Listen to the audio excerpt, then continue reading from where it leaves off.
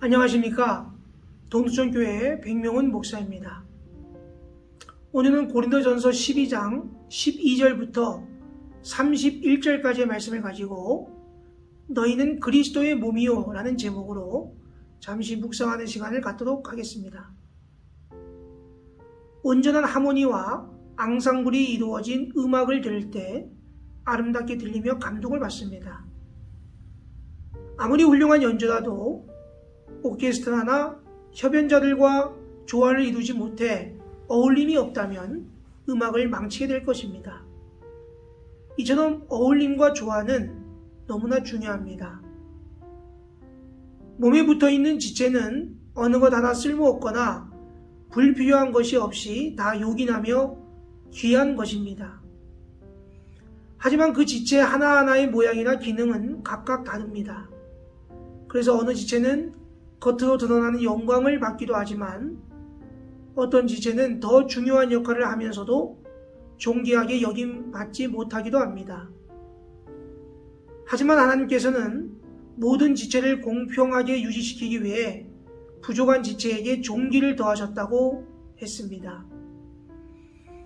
고린도 교회 성도들의 고질적인 분열과 다툼은 그리스도 안에서 하나라는 지체의식을 상실한 어린 신앙생활 상태에서 온 것입니다. 아무리 신앙생활의 연륜이 깊다고 해도 지체의식이 없을 때 그가 속한 공동체는 생명력을 상실할 수밖에 없습니다. 교회는 예수 그리스도의 몸입니다. 신앙 공동체는 함께 기뻐하고 함께 슬퍼하며 서로 돌보는 그리스도의 한 몸입니다.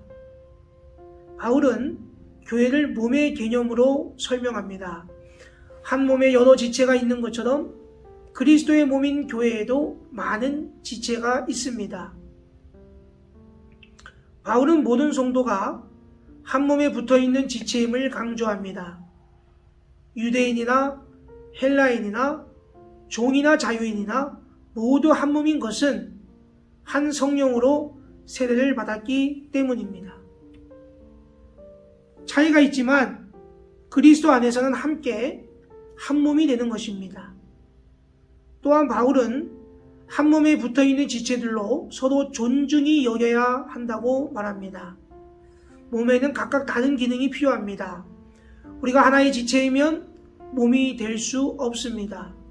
다양한 지체여야 한 몸을 이룰 수 있습니다. 어느 부분도 쓸모없다고 말할 수가 없습니다. 어떤 한 부분이라도 상하면 몸 전체가 온전하지 못하게 됩니다. 하나님이 원하시는 대로 그 지체를 각각 몸에 두셨습니다. 이와 마찬가지로 하나님은 원하시는 대로 각 사람에게 은사를 주셨습니다.